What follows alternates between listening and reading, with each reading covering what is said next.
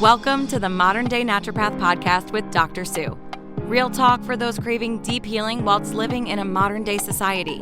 You'll be equipped with knowledge to make profound mind-body shifts that utilize ancient wisdom and will facilitate your healing once and for all. Inspired by Dr. Sue's chronic illness journey and all the real and raw pearls she has learned along the way.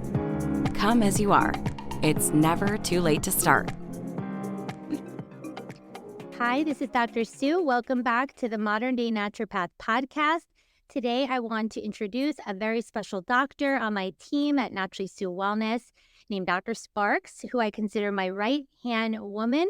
And today, I'm going to have her share about her expertise in the area of mold illness.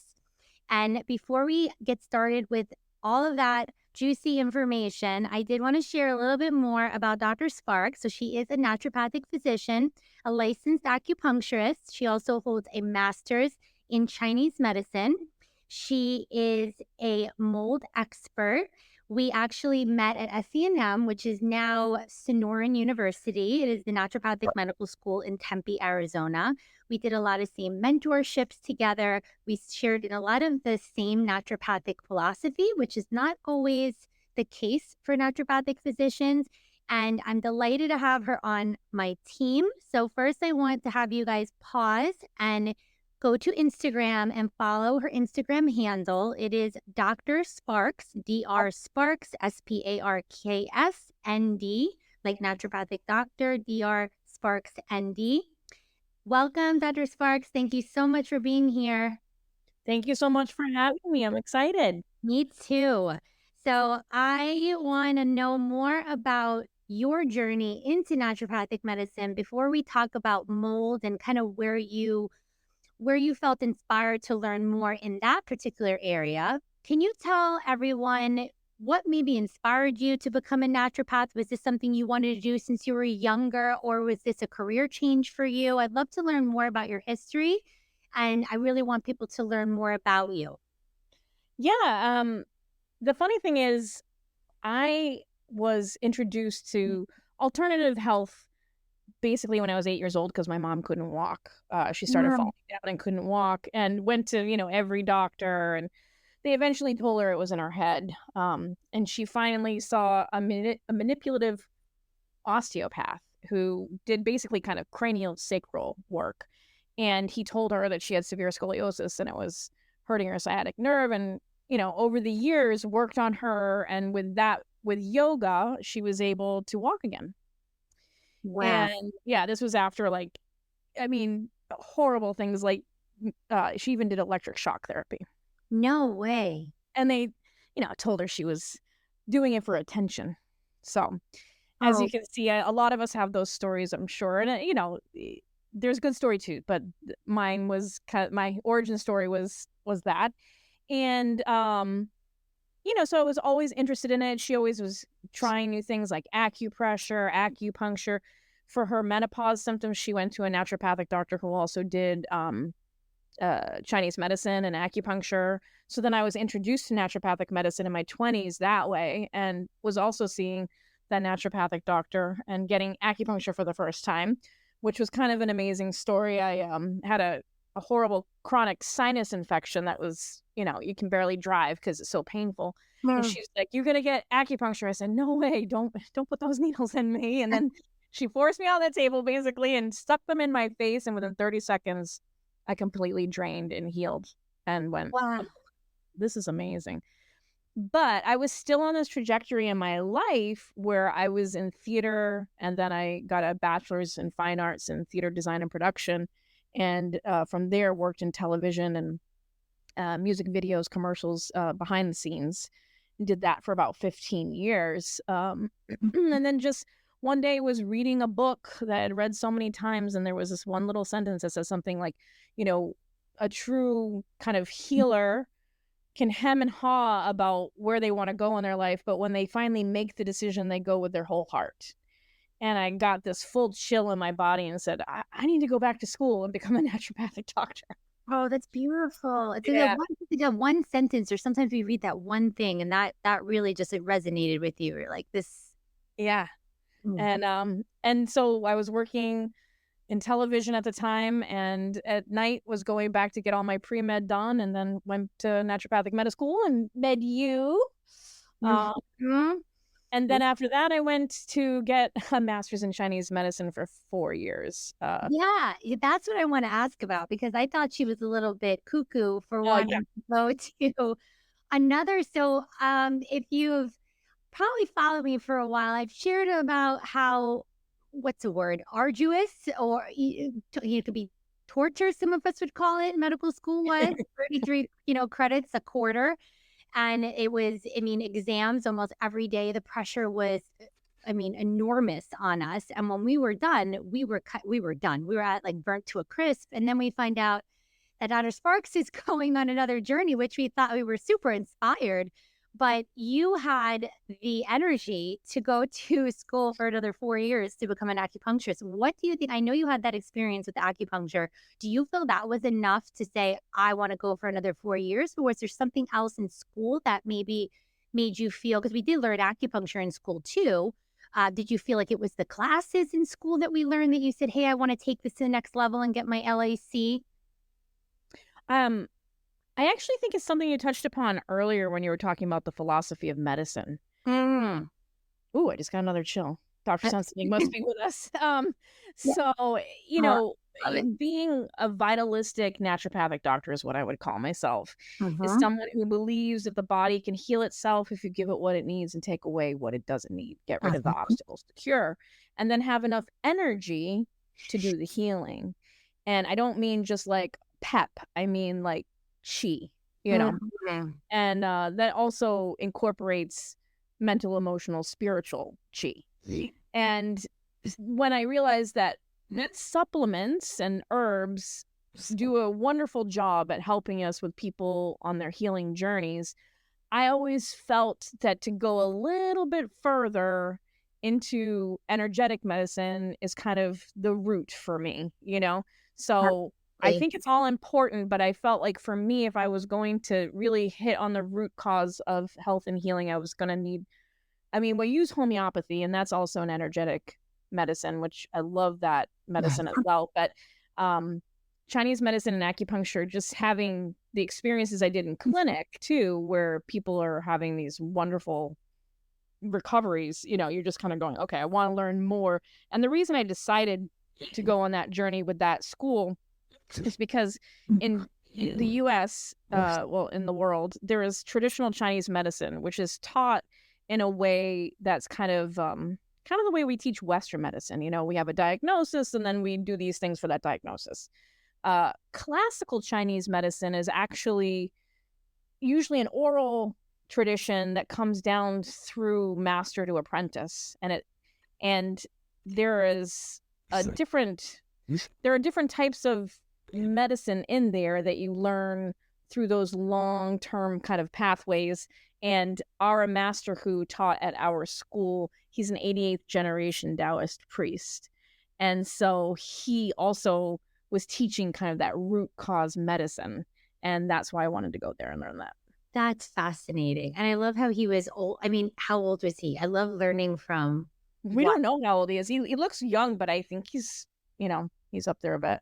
But just like, but it's like to know that 88 generations of humans pass down this knowledge is just, that's incredible. And I think also, and when Dr. Sparks mentioned, when she said I got chills, I want to give a shout out to she said, oh, it must be Dr. Sensenig here. So Dr. Sensenig was an dear, dear mentor of ours. I had shared a little bit about him in my first podcast. But if you didn't listen to that one yet, he was generous enough to let me shadow him, even when I was in marketing advertising and deciding I wanted to change my career. And he was the main reason I changed my career. And I remember being in school telling Dr. Sparks, you got to come listen to Dr. Sensenig because he's doing a lecture. And I would like drag her into the room. And then I think after the first lecture, you got hooked. And then you were like hooked in learning from him. And then you even worked in his office. So I remember, right? You remember that day, right? I was like, please just come listen to him because he really taught vitalism. And, because a lot of times, a lot of naturopaths, and listen, there's nothing wrong with palliating or trying to help the patient feel comfortable and support them from not suffering with natural means, but that's not true vitalism, right? Like giving someone St. John's wort for their depression might help them temporarily in the interim, but what's the cause of their depression? So that's where, Dr. Sensitive would try to have us really get to that root cause and not use what they call green allopathy, like supplements for symptoms, right? Because that's not true vitalism, like what Dr. Sparks was talking about. Yeah, and I mean, I kind of feel like what we call green allopathy is also can be called functional medicine, and it's great. And I think it's far superior in chronic conditions than what we have for our traditional healthcare, but it's still not going where he was talking about. He was talking about, like, I love the example he would say, a naturopath, a vitalistic naturopathic doctor, if you have the roof is leaking, the functional or the MD or someone in traditional care would just put a bucket under the leak, and a vitalist is going to go up on the roof and fix the roof. I love that analogy. I have to use that. We have to share that more. But doesn't that make so much sense? And that's why, and listen, we absolutely think it's incredible if a medical doctor decides to want to go back to school and learn some functional medicine, holistic medicine. We're so happy that they're even giving vitamins and open to this medicine, but we want to just make sure that the vitamins that they're on are not just a list of stuff that's treating their symptom. Just like she said, we had to get to the roof. So that's okay. So that I wanted to ask you about. I was always curious about. I knew pieces of your acupuncture journey, but I really loved how you explained the difference between the classical Chinese medicine, and I think that would resonate with a lot of people. And then actually, so I graduated, and then I just started working as a naturopath. But of course, Dr. Sparks went back to school, and then you were seeing patients part-time throughout that, obviously, because you were in school. And then when she was done, what was happening was, I'm only one person. I was, slowly growing my practice, and there were patients that were reaching out, and I couldn't, of course, see everybody. And I really had to be very particular about who I felt would be someone that I could trust. Like if I was not available for them, who could be someone that I could fully, not even, if she took over the whole case and I never even had to supervise it, would I feel comfortable with? And it is you. And I can't, the decision I made to bring you onto the team, it's been what, oh my God, at least 5 years, more than that maybe, right? Yeah, I think 4 or 5 years, somewhere in there. 4 or 5 years. I cannot tell you how grateful I am to have you. I mean, we have been able to talk about cases together. We will share patients, or there'll be patients who will say to me, hey, I have X, Y, and Z concerns. And, when we have a free consult, and I'm like, no, it's Sparks is your woman. She's the one I do, because she does have a really good background in mind body medicine, Lyme literate, mold literate. So I do want to just stop and thank you for what you've done for me, for this trust factor of being able to send patients, because I do not take referring people to someone else lightly. And so to be able to have you as someone I can trust, and the fact that all of my patients gush about how amazing you are, I'm just so thankful. So thank you so much for being in the practice. Thank you for having me. It's been a great journey, and I've learned so much from you too. I didn't really know much about Lyme or mold when I started with you. I was, working on things like thyroid and gut and, all that more. And just working with you and learning from you actually inspired me to get that mold certification. Oh my, I didn't actually know. Did I know that you, because I was actually going to ask you. So that's actually my next question. But before I ask you that about what made you decide to do this mold certification.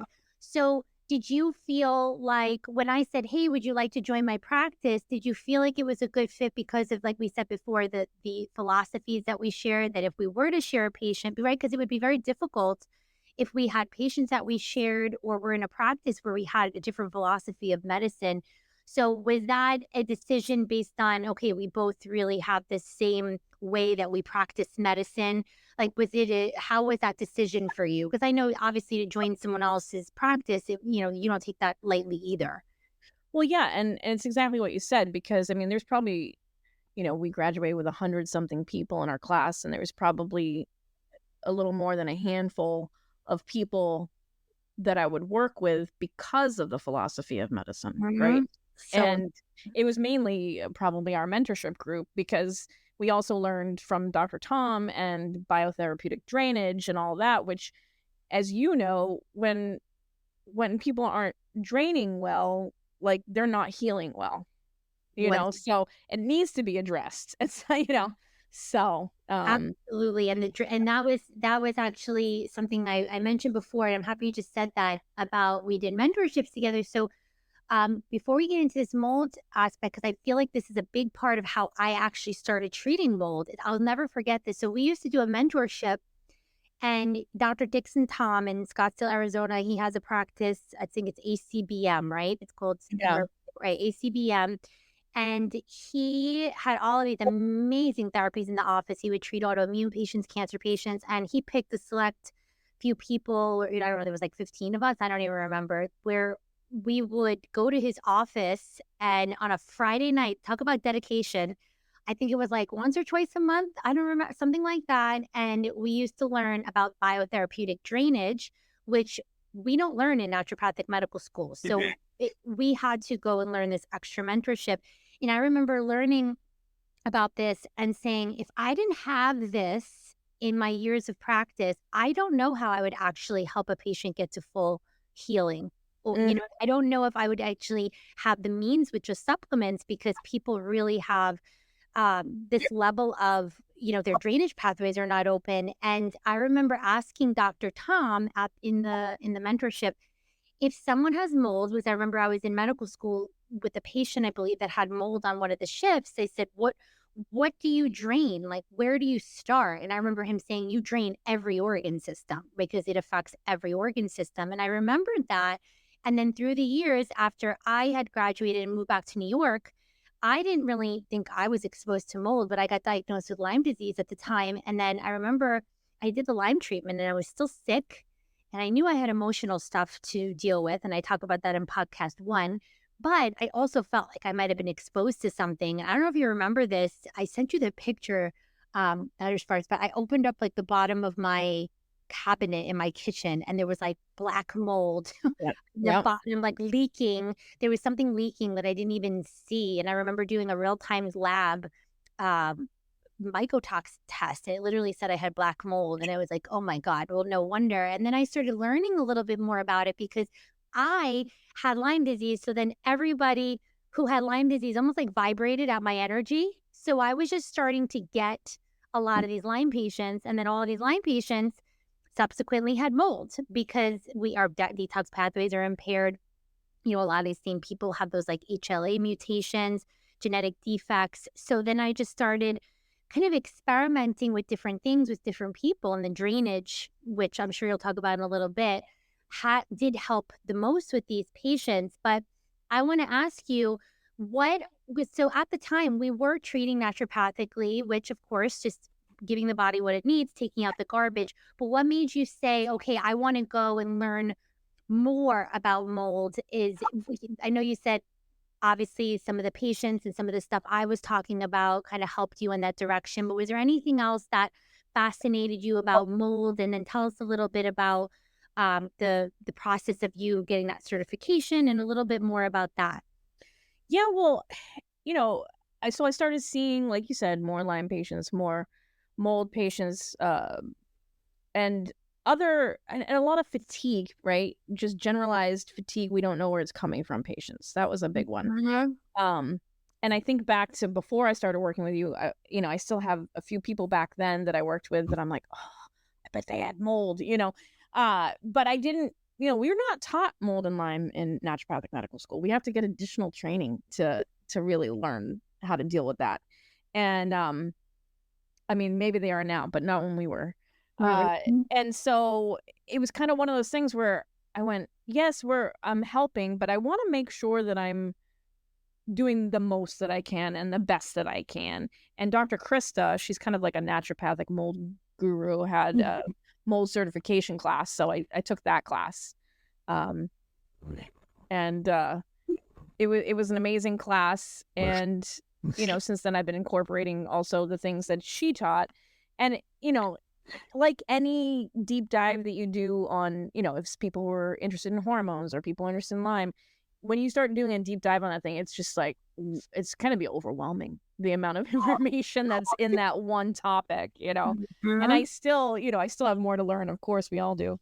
But I feel like I have a better grasp of it after, getting that certification. Yes, Dr. Jill Krista, I've followed her on Instagram for a while. She's so inspiring. I love learning so much from her about mold. So the fact that she even did a certification course is amazing. And I love that you did that, because what we're seeing is people coming to us with these mysterious symptoms, right? Like they'll say, oh, it's, these symptoms that I can't get an answer to. And it could be chronic fatigue. It could be all sorts of symptoms. So before we go into the symptoms, can you share a little bit about, start elementary, from someone who's like, well, how do I know if I have mold? What is mold? Maybe from bare bones, and then we can kind of build from there, just in case there are people who really don't know much about this, to people who are advanced that do. Yeah. Well, the big thing is, a lot of times, there'll be people, we get different kinds of people, right? We have the people who know that they had water damage in their house or their work or their car and have mold issues. Then what we most likely have are people who didn't know that they have mold, right? And I think that's the bigger reason for me to go back to school, was to learn how to find that, because you'll find mold in places you wouldn't even think of. Like, for example, a few of the guilty guys would be in a Keurig machine, or in your ice maker in your fridge, or the water that comes out of your fridge filter.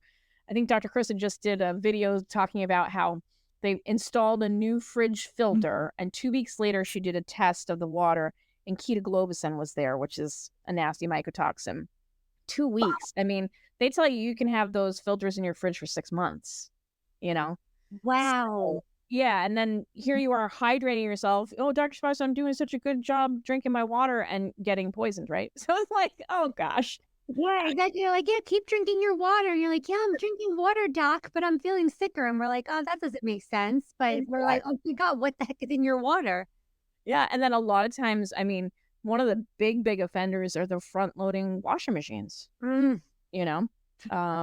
Dishwashers, things like that, underneath your fridge. So places that you wouldn't even think of. And then, like you saw, like under a sink, there was a leak. You didn't know about it, that kind of thing. Or windows or siding that's not on right. So it's not like you have a leak coming in through the ceiling, but there could be one in a window pane, So there's a lot of places. And I mean, if you're smelling a musty smell, it's there. Yeah, exactly. And also, if you're not, right? Like, if people say to me, and they're like, I don't smell anything, I don't see anything. And like, I would love you to speak to that, because I'm like, it doesn't matter. But can you speak to that, where like, oh, I don't smell anything, there's nothing in my walls, I don't see anything on the outside, but that doesn't necessarily mean anything. Correct. So usually the musty smell is more the spores, right? So spores are the fruiting body. They're the part of the mold that is going out to create a new colony, right? And those, I believe, are about 1/10 of a micron. Those are the things that, get into your respiratory system, can exacerbate things like asthma, COPD, bronchitis. You get a cough, get sinusitis, right? You get, I have a chronic sinus headache, or I can't seem to clear my sinuses. I've tried antibiotics so many times. Spores are usually the guys that you're going to see there. But then there's a thing called mycotoxins, which is a little less known in traditional medicine. And those are chemicals made by the fungus to fend off their territory from other fungi. So it's basically saying, like, I'm going to eat this food, you can't have it. And so it's trying to kill the other fungi, but it's also toxic. And so there's different mycotoxins based on the different species of mold. Things like Aspergillus or Stachybotrys. Like, there's different molds, and they all have different mycotoxins. And then there's, I think in the Vibrant test that we do, I think it's 33 different mycotoxins that we test for. And those are, I think, 0.001 microns. And they don't smell. Yeah. those are the things that are getting in, also through respiratory, but also through skin, through food. And they are really toxic to, well, the one thing that they all have in common is their immune dysregulation, right? So if you have mycotoxin illness, you're going to have immune dysregulation. And then above and beyond that, different mycotoxins, focus in different places. A few of them cross the blood-brain barrier, which is scary, right? Then there's some that are carcinogenic, we call them, or can be cancer-causing. And then there are some that dysregulate hormones, disrupt the gut function, so the kidney function. Basically, I have a list of over 100 symptoms in every single organ system that mold can cause. Isn't that insane that there's that? And that's why so many people can't get well, because they go to their doctor. It could be overlapping with so many things. Like someone can have fatigue and they can have iron deficiency anemia, or someone can have fatigue and they can have mycotoxin exposure, right? Like there's so many similarities between different symptoms. And that's so helpful. I'm so happy that you broke that down, because I think people are confused with that. And I love to hear how you just explained how the mycotoxins, what they do, like you said, defend up their territory. And I want to ask you, with the symptoms, like I know it could be hundreds. What would you say is the most common that you're seeing? And also, I would love to see if you can share your experience too with what symptoms you were having. I remember you said personally you had this, and I know I would love you guys to go look on Dr. Spark's Instagram. She showed, do you remember you did that reel with like how swollen, I think it was like the hives, the urticaria. Can you share a little bit about your experience, what symptoms you had? And then of course, what are the most common that you're seeing in your patients? Yeah, definitely. So the ironic part of my story is that I didn't realize it was mold illness until 4 years later or 3 years later, when I took the mold certification class. In hindsight, I realized what it was. Wow. But I was living in an apartment that I was on the first floor. And I remember the landlord, I had asked, like, can I put my bike in the basement so I didn't have to have it in my bedroom? And she's like, well, I would let you, but it fills up with the water all the time, like literally fills up with water. We were near a river. And I was like, oh, okay. I had never been exposed to mold illness, so I didn't even think. No problem. Yeah. I said, oh, I'll just keep my bike up here. Oh my gosh, that whole basement was probably filled with mold. So about 4 months into living there, after a flu, I started getting hives on my legs. And at first I thought it was bed bugs. I was like, there's like little teeny hives. But then it started getting worse and worse and worse to the point where I felt like, I don't know, for people who have had histamine issues, you understand this, that the tissues get so inflamed and a lot of water comes to the tissue to kind of try to put the inflammation out, right? So then you get swelling, and then your skin feels very tight, and then you have the pain of the hive. So it feels like you have a sunburn and a million mosquito bites all at once. And it was like I had that, and also on my face. And here I was, just starting my naturopathic career, trying to give free talks, and felt like I looked like a monster. I ended up in the ER multiple times from rapid heartbeat, because of the histamine. It was really, really bad. And about 6 months after this started, I didn't know it was mold illness at the time. I moved into a new place, and it still took me a year and a half to heal from the mold. And here's the interesting thing. I had gone to our elders for help. But like you and I know, mold and Lyme are really not something that they talk a lot about. They really don't, right? They really do. It's like you saw them, like I think I saw the best naturopathic physicians. And if they just are not in an endemic area, or it's not on their radar, it's not like they're almost like, it's sad because it's not that they're not good doctors. It's just they're amazing. Not on there. It's like, how did I see the best naturopathic doctors and no one knew I had Lyme disease? It's like, because we did, like you said before, we learned, like, I think it was like a PowerPoint in pathology, what was it? Infectious disease. I don't know. And I think it was like 3 slides about Lyme. And I think the only reason I knew anything about Lyme is because I was on a shift with Dr. Stage and someone came in with Lyme. So she taught us about it. But if you didn't get that, how would you? We didn't really know much. And it's funny. I Right. just want to share this really quickly because this is crazy. There was a post that I commented on. I think I shared this with you. I was getting harassed by some doctors because I said we Oh, yeah. barely learned about about Lyme in medical school, and medical doctors got very angry and said we learn a lot about it. I'm like, well, then why are you not even doing the correct test? And they got very upset and triggered by that. But we don't. We actually don't learn about that stuff. Yeah. So, right? Yeah, you have to get additional education, whether you're an MD, ND, DO, it's like, it's just not, right now, it's not a common knowledge. I mean, I remember a family member getting diagnosed with chronic Lyme late 90s, early 2000s, but had suffered for like 10 years. And, again, it's in your head, that kind of stuff. And finally found someone that helped them. And, now it's more common. I think there's conferences where doctors are learning and teaching each other, but it's really kind of extracurricular to learn this stuff. Right. And The LLMDs, like they're called LL or like Lyme literate, Right. medical doctors, Lyme literate, and most of them like Lyme literate, naturopathic doctors. Wouldn't you agree? They usually the people who have done extra training in Lyme usually always know about mold because don't you often see what percentage of your patients, if you had to just say a guess, would you say? Because most of mine are combos, right? I have it's like Lyme mold together. Very rarely it's just mold for me particularly, but do you have a lot of patients who are just mold or do you see a lot of corresponding like Lyme/mold? I do have a lot of just molds. I have a few just limes, Okay.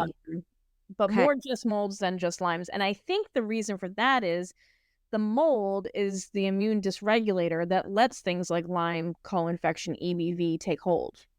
Absolutely. And that's probably, I mean, so many things she said were important, but that's probably one of the most important takeaways is that creates this environment. I think I'll never forget. I went to a conference when I was first starting to learn about this. And I remember them saying, well, make sure you're always treating, you're always having to make sure you look for mold in a Lyme patient because it will reactivate a dormant Lyme infection. I had this like light bulb moment. Oh, well, kind of like the preceding thing, right? Like you feel, let's say you get bit by a tick when you're 2 years old, 5 years old, 10 years old, you never have symptoms. All of a sudden you go into a water damaged building, you're living there, or like Dr. Sparks' basement that filled with river water, which is insane. And then all of a sudden now you're like, I have all these weird symptoms. So is it the mold? Is it the light? Now it's both probably because of Yeah. reactivation of it. Okay, that's super helpful. And would you say, oh, sorry, what were you going to say? Well, the one thing I didn't say about this whole thing is that in the end, the thing that really kind of clinched my healing from the mold was I committed to meditating every night for 15 minutes and doing a daily walk. And I was also taking one Chinese herb, like a single herb, which they don't usually ever do. But those were like my 3 things that I did. And I did that for 4 months. Usually we're always talking about, oh, and do this and do that and do that. But I was like, I'm going to commit to these 3 things. And then in April of my second year of having hives, I all of a sudden started feeling feverish. And my hives, I had them under control for the most part for that final year, like with over-the-counter medications, like antihistamines. I'd have them here and there, but not like full body, right? Well, that April, I got full body hives, head to toe, eye swelling, lip swelling, and the fever. And I realized I don't have a cough. I don't have a sore throat. I don't have anything else. I think this is a healing crisis.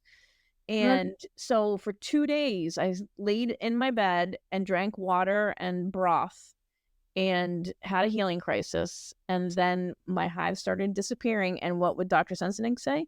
They started disappearing from the top down. Oh my God, I love this story so much. Can you tell people in layman's terms what a healing crisis is? Because it's not fun, Yeah. but it can be life-changing for a person who's trying to get well, who's been struggling with something like this. Yeah. So the beginning thing to say is a healing crisis typically isn't as bad as the initial insult, and it's usually not as long as the initial insult, right? So obviously I had chronic hives for 2 years. I didn't have a healing crisis for 2 years. I had it for 2 days. And I had the hives, to the point where I ended up in the ER the first time. But this time it was just bad enough to keep me in bed, right? So it's not as bad. It's not as long, a healing crisis. The other thing is a healing crisis is different from a Herxheimer reaction, which a lot of people who, are on Instagram and learning about their health journeys with Lyme and mold will learn the word Herx, right? A Herx is when you're killing a bug or detoxing something faster than the body can eliminate it through the organs of elimination. And so you kind of get this backup of sludge, dead cells, dead immune cells, junk, right? And you can feel worse. That's a Herxheimer reaction. A healing crisis is when you have a chronic illness and you can't heal from that chronic illness on your own. And then you use like an outside influence, whether it be the meditation, the herb, homeopathy, acupuncture, whatever it is that we're using to help the body get to a place where it creates an acute reaction. So then the body then heals itself. And so you have to bring it from chronic back into acute. And then the body says, I don't want this anymore. I am now healthy enough to get rid of it. And it does. And there's a Herring's law of cure where there's 4 different laws there. It says that you'll heal from the most current to the oldest, the most important to the least important, from the top down and from the inside out. And not all of them have to happen, and they don't have to happen in any order. You can have one or more of these things happen during a healing crisis. But it's really great when you have skin conditions, right? Because you can actually see them heal from the top down. Oh my goodness. When you say chills, I feel like Dr. Sensenig is like jumping around in heaven listening to us talk about this.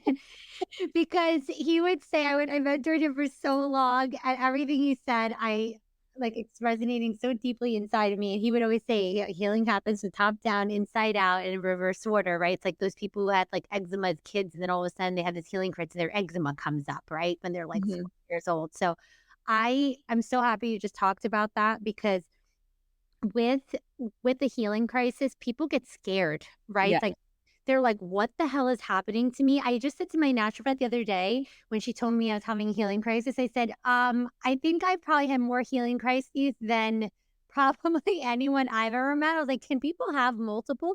Do you feel like people, if they've had really chronic stuff, they can have multiple healing crises in their life? Do you believe that or seen that? Yeah, there's different layers, right? And especially if you have different bugs, right? I mean, how many moldy people are we going to see that have Lyme, 1 co-infection, and EBV?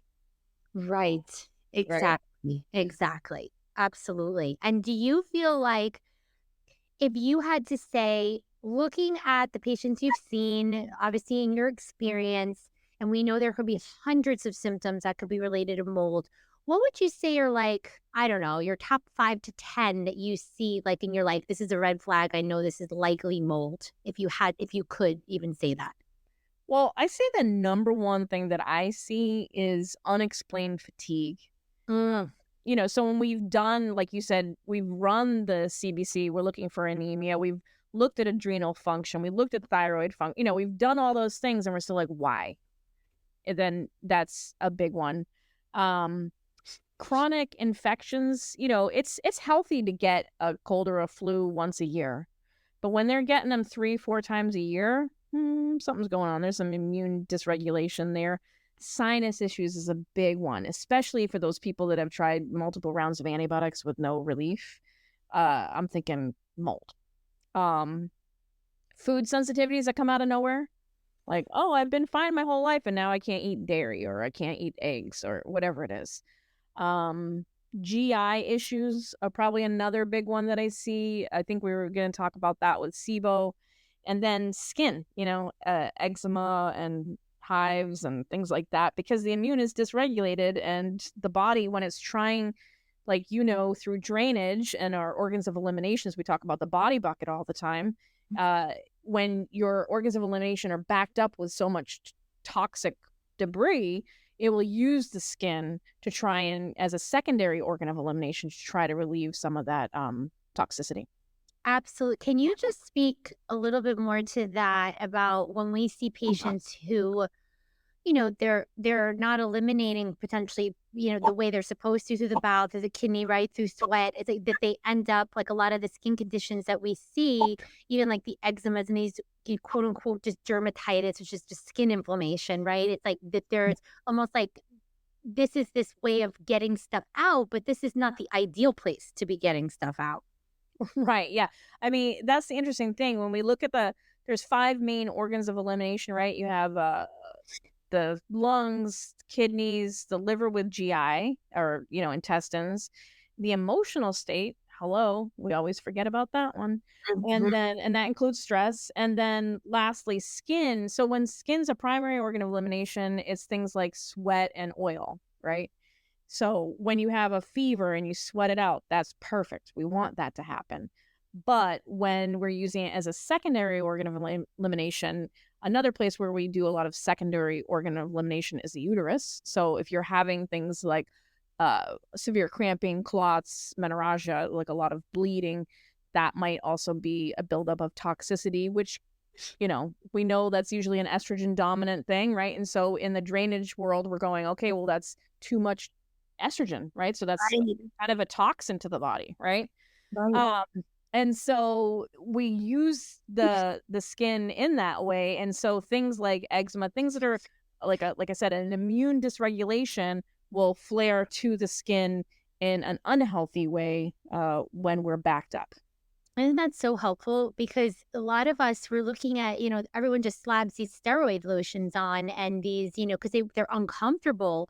But it's what's going on with our primary emunctories of getting stuff out. And I'm really happy you brought that up. And something else to what you just said to validate what you just said, when you said, yeah, one of the symptoms are people getting sick a lot or like, when you're seeing people with constant sicknesses. So just before this call, I had a patient send me a message.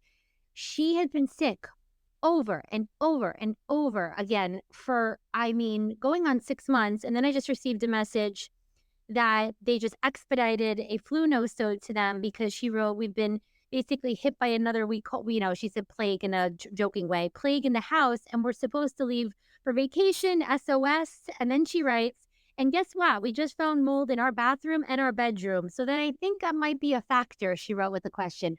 So here you go to, so now I literally was just saying to myself, why? She eats healthy. She's on all these amazing vitamins and what's going on? And it's funny because I actually asked you about her in the past. Her mold test, I believe, came up negative at the time.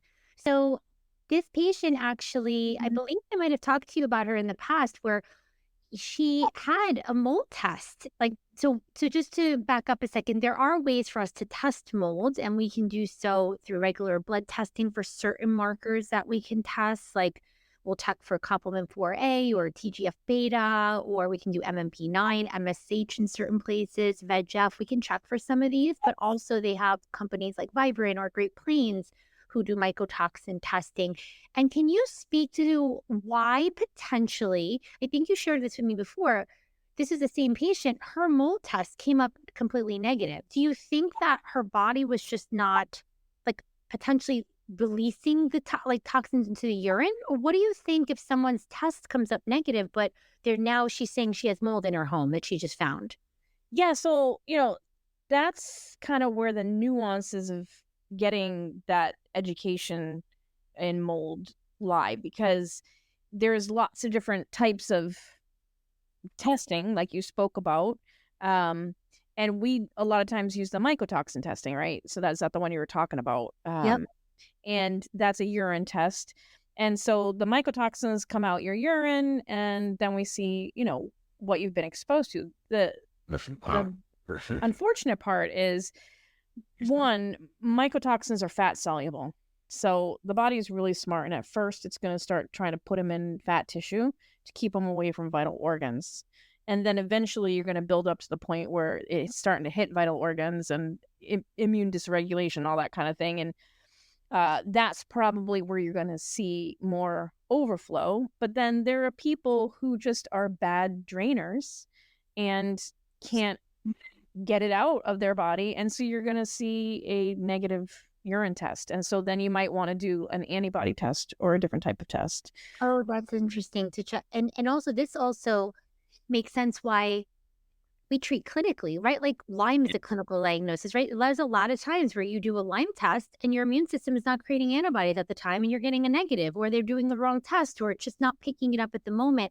So this is where it's like treat the person, right? Right. To try to listen to their clinical history. There's been so many patients that I just like treated as if, because what are we going to do? Are we going to just ignore when we've checked everything else and we're still having that instinctual feeling that's what's going on? So I'm happy that you shared that, because we don't want to just say, okay, well, because the test is negative, we're just going to now just ignore it and then they're continuing to suffer. So we can just use their clinical symptoms and use our judgment and say, okay, this does sound like a mold case, or hey, you do have mold in your house. Your test is coming up negative in your, from a urine test from your own body. But what's more important, right? You're exhibiting symptoms of mold exposure. So we would just, in that sense, then we would give recommendations to treat that. And then I want to actually, that was my next question. So when we treat, or like we recommend things for people who have mold, and I know this could be so hard because it just really depends on the person and what they might need, but are there some like go-tos that you'll do first? Like what is kind of like your order of helping someone who needs to maybe detox from mold, and kind of walk me through a little bit of what you would do first, or maybe some supplements you might use, or different things you do in their house to help protect them. Yeah, no, that's a good place to start. The number one thing, especially if we have that first call and we're thinking, okay, we're going to do a mycotoxin test, then we're going to give you some sort of drainer or possibly glutathione, which is the most potent antioxidant in the body, to help you try and get those mycotoxins out so we can actually get a positive test, right? So we would do that before you even take the urine test. Then glutathione is something that you can use the entire time that you're working with mold. It's kind of the go-to, but also remember glutathione, you don't, as a single therapy, it's great, but it's even better if you're using it with vitamin C and vitamin E, because they help do the redox reaction with each other, so they make, if you don't have enough vitamin C and vitamin E, it's hard for your body to recirculate it back to the active form of glutathione. Oh, I love that. So that's why too, people will say, well, why are you putting me on a multivitamin? Well, because most people have some deficiency somewhere, and rather than try to give you 10 different pills, like, oh, I think you need this vitamin C, or I think you need this, we'll just give you this multi to make sure you're at least getting the basics of what you need. And it needs to be a very good multivitamin with, active forms of the vitamins. Things that are doctor prescribed multivitamins are going to be way better than something you would get over the counter at a pharmacy. Right, like a Centrum or something. Yeah. I call that expensive poop. Right. I say expensive pee. Oh, okay. But and then, so those are some basics. Another thing, like I said before, mold mycotoxins are fat soluble. So, do you remember Dr. Krinian in our environmental medicine class? Mm-hmm. He always talked about the key to pollution is dilution, right? Oh, yeah. So if you have a fat soluble toxin, then you want to add more good fats, right? So you're kind of diluting those guys so they're not causing as much damage. So things like omega-3s, and then phosphatidylcholine or phosphatidylserine. If I have people who have more brain fog, I'm going to give them phosphatidylserine. If they're having more GI complaints, I'm probably going to give them more, or hormone complaints, I'm going to give them phosphatidylcholine. Oh, I love that difference. Okay, that makes sense though. And the phosphatidyl, right? Because that is going to be that fat soluble. And right, that crosses the blood-brain barrier too, right? I don't know. Yeah, right. Okay, so that's why you're saying it helps with the brain fog, and then that also helped their mood too, right? Like just this phosphatidylserine, right? Just really calming and relaxing. Yeah, it's also good for the people with insomnia, right? Mm-hmm. And then the other thing too that you just reminded me of is there is really such a thing as mold rage. And I've had a patient way back in the day that when I first started doing mold that was so angry, and partly because they had been to so many medical doctors who did basic labs and told them they were fine. that they were lashing out at me. And, as a human, I kind of shut down because I was like, I don't like being yelled at, As a doctor, I took a beat and just kind of went, oh, this could be mold rage. This might not be about me. You know what I mean? Like, Oh, that's so hard, right? Because you're Yeah. like, you have to separate doctor from like human being a person, and be like, okay, I might give them the pass because I feel bad. Like the mold might be wrecking their brain, creating this like this feeling of just like, do you feel like the anger comes from, what do you feel like it's from? Do you feel like it's just from like this dislike, like just toxins in the brain? What do you think that anger can come from? Yeah, I think it's toxins in the brain. Wow, that's fascinating. But then also remember, what do we use to detoxify our body? Liver, right? And that in Chinese medicine causes, liver qi stagnation. Qi stagnation is anger and irritability. Oh, yeah, that makes complete sense. So did they start getting less angry as they were getting detoxed? Yes. Well, and the funny thing is, like, because I was like, I think we need to end this call and start it another time, and we came back and I said, I think that this is mold. And they were like, what? And so we got talking about it and they finally started to calm down. And then as we started draining, their affect completely changed. Oh my goodness. I'm sure just hearing this gives people like this sigh of relief, because they're like, oh my God, where is this anger coming from? I thought it was my hormones. My hormones are okay. And what's going on? Why am I feeling this rage? But that makes complete sense. And this is why people don't realize that Lyme or mycotoxins can cause these personality type changes. I had one patient, I wrote an article about this. He was, rage, OCD. Now that you're reminding me, he also had rage, irritability, OCD-like thoughts, severe depression, apathy. He said he felt like his brain he had no dopamine. He was like just having these just constant obsessive thoughts. Have you seen OCD a lot? Or Yes. Yeah. okay. Yep. Okay. That makes sense. And I want to also ask you that this has been one of the things that I have been trying to figure out for a long time. And I finally, when you said this to me, I think it was like a year ago, it was finally like the light bulb moment when we have these patients come to us who have been to either a million doctors for their SIBO, or they have been on antibiotics or even herbal protocols by a naturopath, and they still have SIBO. Mm-hmm.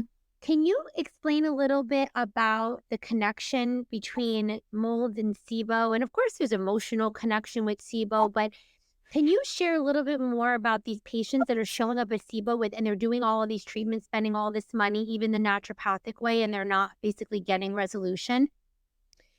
Yeah, so it actually took a little while for me to even understand that connection between mold and SIBO, and really mold and gut dysfunction, right? Because there can also be dysfunction in the large intestine from so for people who don't know what SIBO is small intestinal bacterial overgrowth.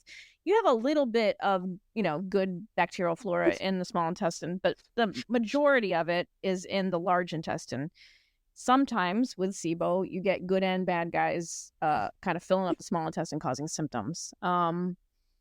And like you said, when we're working on that, whether it's, traditional medicine or naturopathic medicine, we're trying to get rid of those bacteria that are colonizing the small intestine.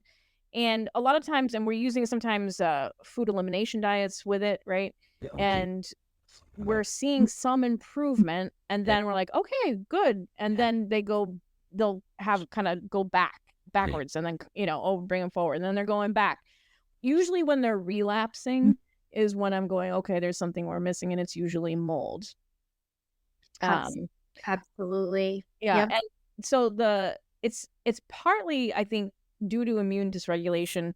It's partly, I think, from what I understand, due to the myenteric plexus, which is the nerve plexus that is kind of getting the intestine to work correctly, right? To move peristalsis.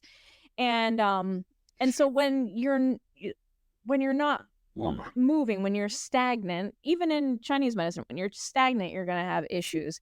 And so if you're having issues in your nervous system from mycotoxins, it's going to affect things like your gut. And then also remember, a lot of people that have chronic illness also have tons of stress. Right. So this stress, I mean, I always tell people, like, we can't out supplement a bad diet, but we also can't out supplement mold or Lyme or anything like that, or your stress. Like, the Absolutely. number one thing that people like, so when I have patients and I give them these health plans that I know that can be overwhelming sometimes, and I try to like give them, priorities, and my priority is always this: deep breathing before you eat and before you go to bed. And they think I'm crazy. And, 3 months, 4 months down the road, they'll start, it takes them a while to start. And then they go, my gut is so much better. Yeah. They're moving, right? It's like they took a minute to just chill out and calm down. It's always the one, don't you feel like it's the suggestions that are like free and really wouldn't take them the longest, that take them the longest to do sometimes? It's like almost they want the fancy, expensive supplements after they say they might not want those things, but they want those things to kind of fix them. But it's like it comes down to their own behavior. Like, oh, maybe I just need to take a breath before I breathe. Or take a breath before I go to bed. I'm so happy you mentioned that. Similar, with mold affecting that same plexus. We always talk, you hear on Instagram all the time, vagal tone, vagal tone. Vagal tone just means, are you in rest and digest, or are you in fight or flight? Are you stressed out and in fight or flight, or are you able to take, a minute of deep breaths, put your feet on the ground and feel grateful for your food and actually get into rest and digest? Because there's a reason we call it rest and digest, because you can't digest without it.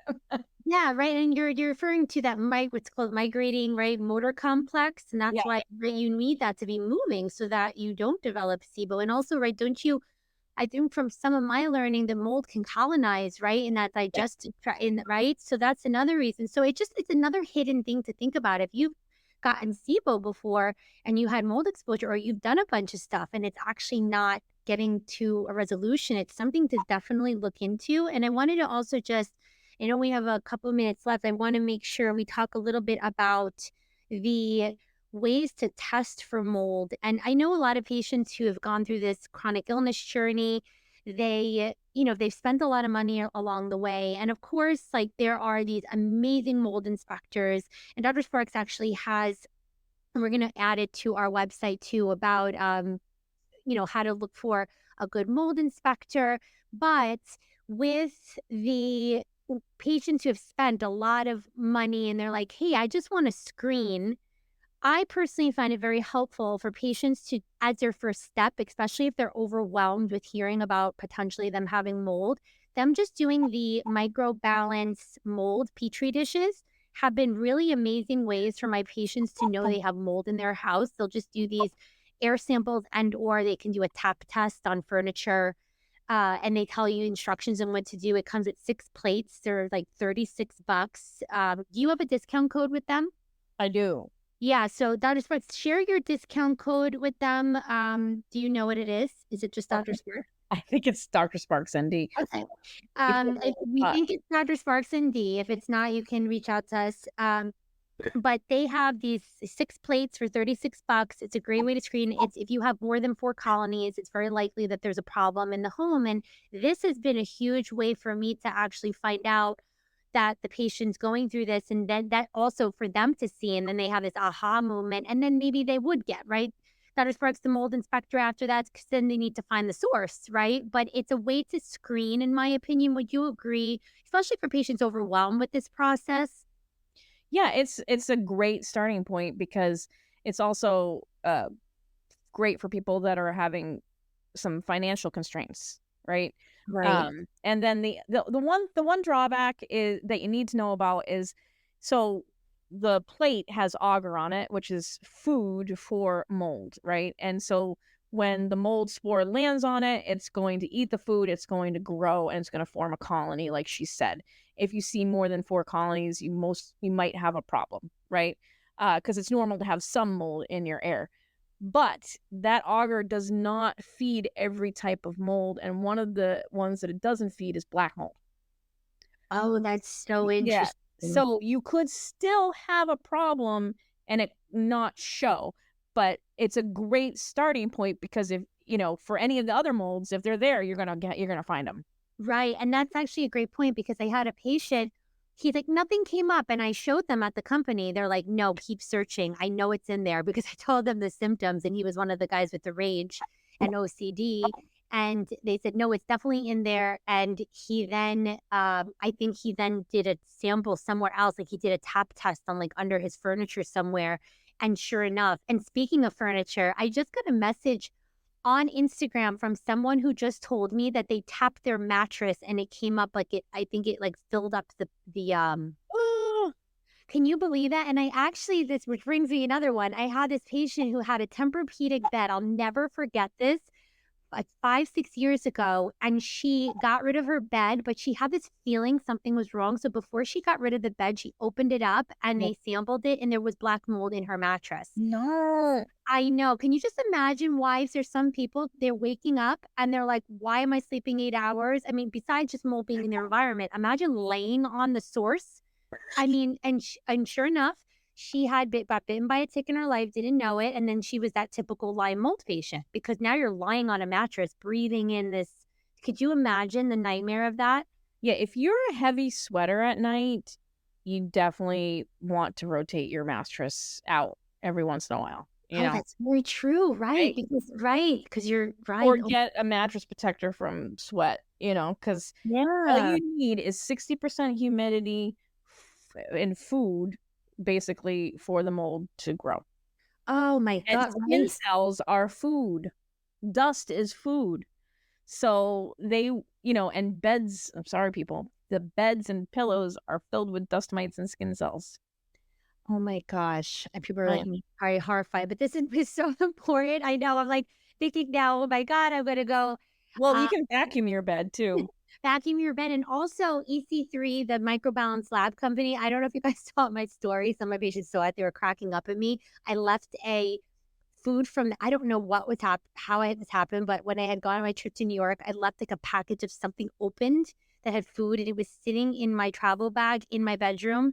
And I opened it up and it was moldy. So I, of course, freaked out. And then I talked to the microbalance people. They sent me a fogger and I fogged my entire room and my entire mattress. Have you ever seen those? Those are incredible. That's great. Yeah, no, I've not used one of those. Yeah, the foggers are great for people who have to move. And like obviously, like my source, I removed it, right? Because I took out the food and I threw it away. So it's not like it was a leak in my wall Right. that I was like, then I was just going to fog things and think that everything was miraculously going to get better. But if let's just say you're in the mold, you do have a water damaged house, you want to at least, get your house at least as mycotoxin free as possible. You can, it's so gentle. You can like, she said, you can like spray each other, like you do on your closet, your clothes, your bed. So I just sprayed everything, the bag. It's just basically like this vapor that comes out of this fogger.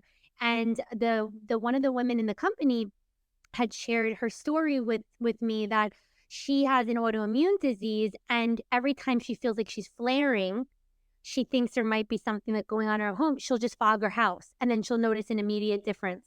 Wow. Right. So I thought that was really interesting. Is there but also remember their company, Microbalance, they're using, it's all natural products. Yes, exactly. Thank you for saying that. It's all essential oil based, and their candles even have like research, like I think through real-time labs to show that it removes spores from hairs. And on my Instagram, I actually showed a before and after of someone who used the candles.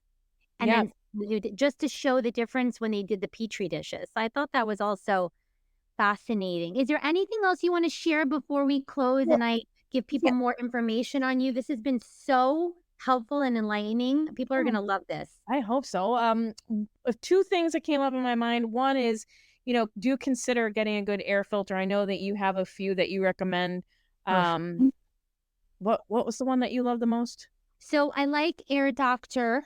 Air Doctor is my favorite. That one I do have a discount code for. It should be Naturally Sue. I do absolutely love that one. Or IQ Air is another good one. But I know you looked, Dr. Sparks, at Air Doctor, and it had the requirements that you said for people who want to make sure they're getting like that certain micron amount, Yes. right? Yep. And the other one that I like is Intellipure. Oh, okay. I don't know about that one. So I'm going to And look it up. and the last thing I wanted to say was, for the people who do get remediation or are, finding little bits of mold, the company we were talking about, Microbalance, they also have mold cleansers for your laundry and for top, surface stuff that are non-toxic.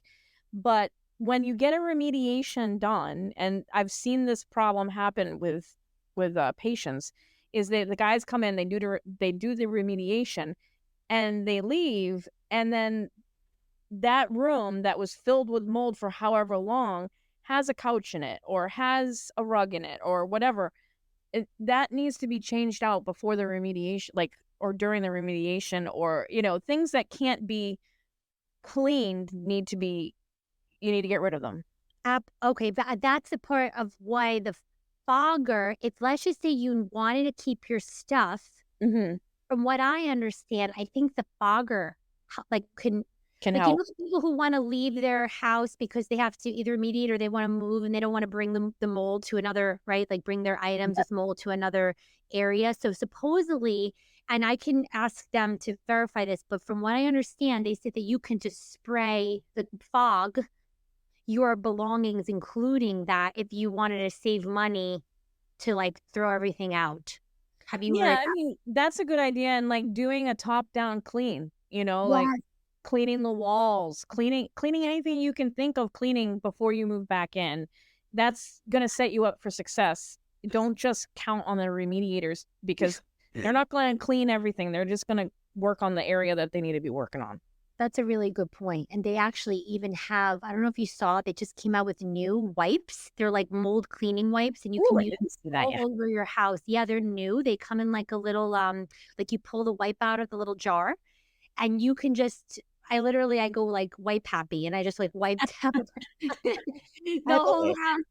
We're mold obsessed. And one other thing we didn't mention, and we can literally talk for literal hours on this, and I'm going to have you back too, and we're going to talk more on different topics. But the other thing we didn't mention, that let's just say someone's like, hey, I can't afford a supplement right now, or hey, I'm very sensitive, I don't know if I can do this right now, or I don't know if I could do a drainer right now.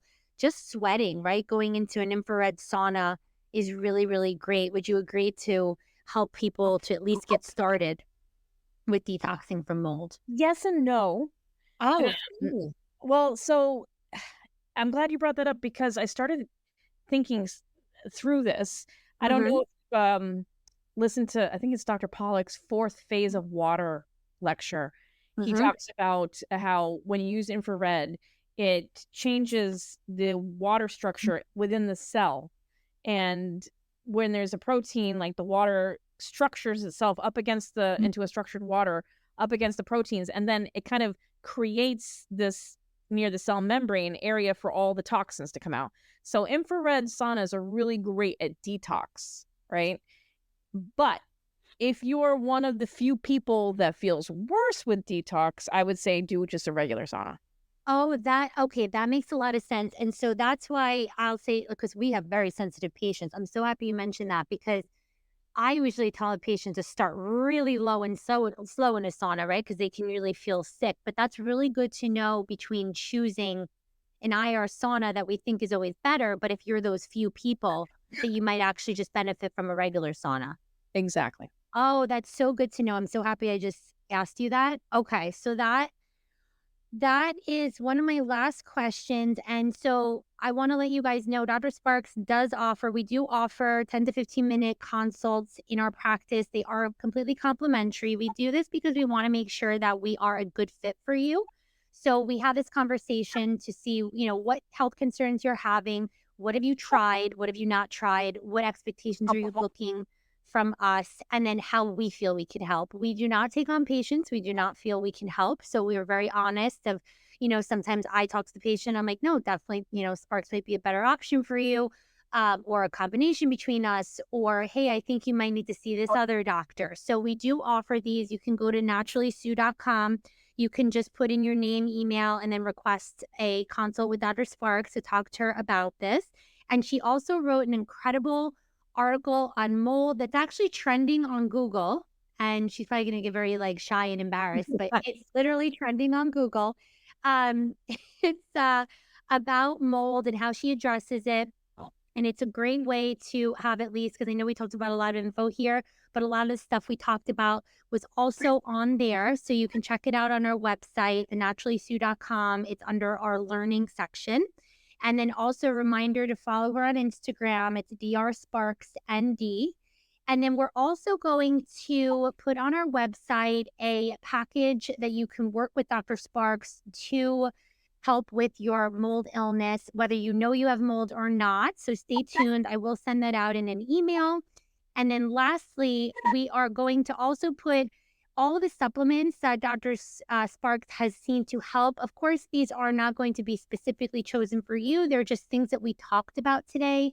If perhaps you wanted to do anything like a DIY, we will have a link that we can send you. So if you'd like, you could just reach out to us through our website or office at naturallysue.com or text us 212-652-2240 and ask for that link. We'll put a 15% discount on there for you for any of the supplements she mentioned today. And did I miss anything else? I think that was it.